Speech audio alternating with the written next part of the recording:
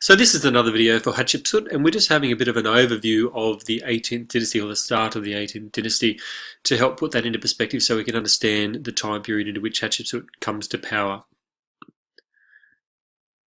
So we're going to start with a group of people called the Hyksos, who were not from Egypt originally, and their name actually literally means foreign rulers. And these were people who'd come into Egypt and had essentially taken over, particularly to the north. And they had their capital up here in a little spot called Avaris, and you can see that in red on the map, so in Lower Egypt. And at the same time, we had the Theban kings, the Egyptian kings, who were ruling to the south in Upper Egypt at a place called Thebes.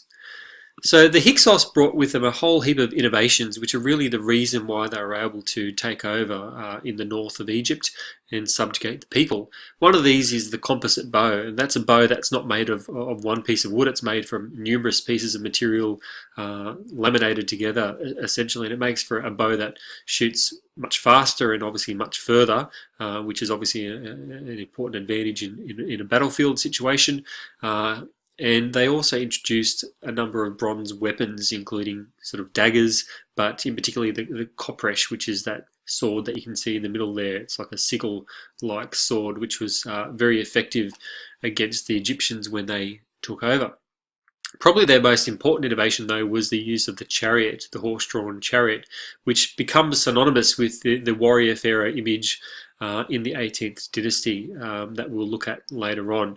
But this was an innovation that was brought into Egypt by the Hyksos themselves. So in terms of the Hyksos being expelled from Egypt and the starting of the reunification of Egypt, we see it starting essentially under King Kamose, who was one of the last kings of the 17th dynasty in the second intermediate period prior to the reunification of Egypt. So he held some raids against Hyksos into Hyksos territory and into Avaris itself, but essentially they don't work. The Hyksos maintain their control, and he dies. He doesn't actually rule that long, he only has quite a short reign, and he dies early, and the rule passes to his brother called Ahmose. So King Ahmose sacks the capital of the Hyksos at Avaris up in Lower Egypt and expels the Hyksos from Egypt. And probably the reason he was able to do that so successfully is because the Egyptians had adopted many of the technology and the innovations of the Hyksos that they brought into Egypt. As a result of him expelling the Hyksos, that's where really we see the start of the 18th dynasty. A new dynasty starts as a result of that with King Ahmose, the first king, and we see the reunification of Egypt, upper and lower, under one king with the capital at Thebes, and that's the start of the New Kingdom period, which is the period that we're examining. So that's essentially how the New Kingdom started, how the 18th dynasty started, and Hatshepsut obviously traces her lineage back to Kamose and Ahmose.